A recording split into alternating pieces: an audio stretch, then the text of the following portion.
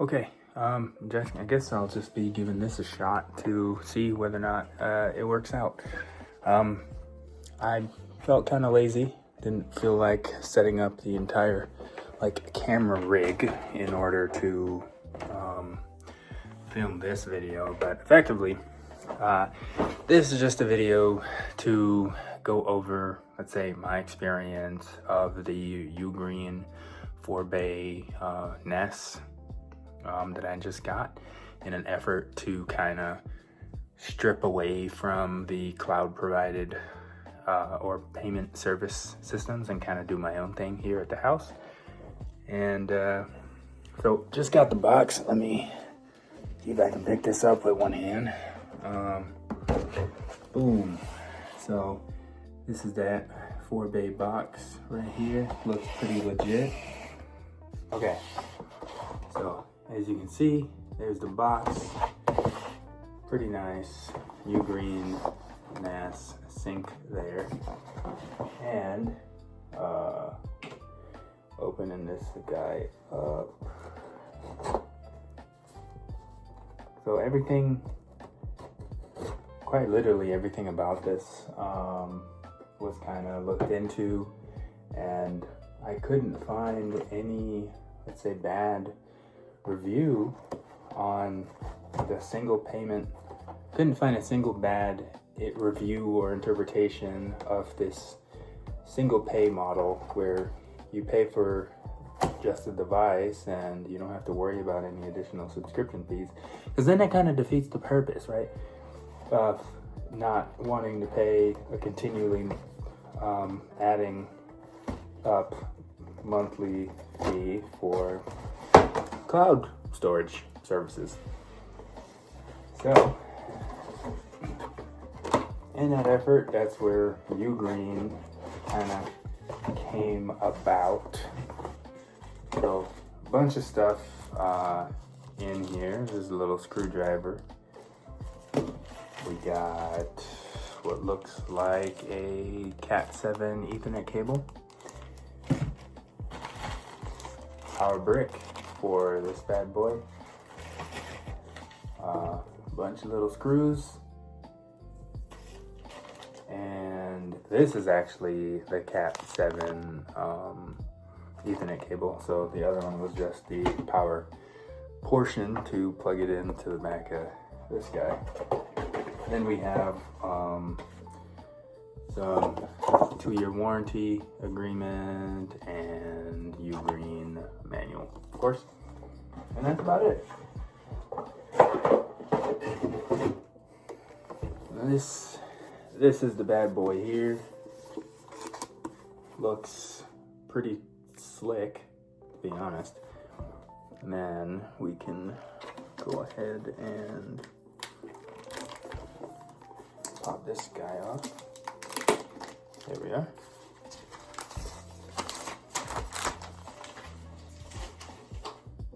And this should be magnetic and wonderful. Now you can see this is kind of what the top looks like here. Oh, so as you can see, 4 drive bays, and in this scenario I only have one hard drive that I have right now, and then at some point I will just add in more. I don't know if I'm going to use this temporarily and then just get 3 more drives, or just all new 4 drives for a RAID type of format to have some level of backup if a drive were to die. But effectively, since it's just one drive, let's just see what that looks like. And you know, I can kind of back this up and set it up like later in the proper format, if that is what we want to do. Then effectively this guy mounts down this way. Okay.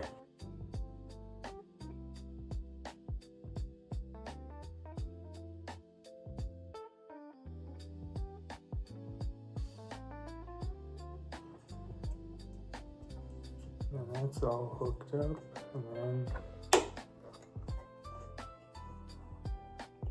yeah, that's in there pretty solid.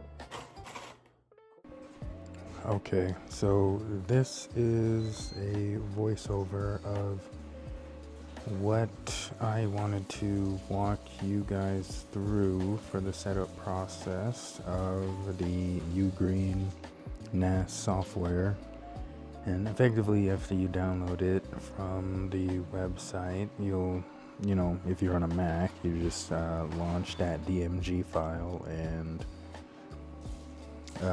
bring it over into your applications. And then once you open that up, you should be able to get a screen that pops up for you to, give a search on your network if you have everything connected up properly. And I guess one thing to note, too, before you get too far, is that make sure that it's powered on completely, or you'll be, I cut it out, but you'd be stuck, waiting for something to happen when it's not even fully powered on yet. So, good note there.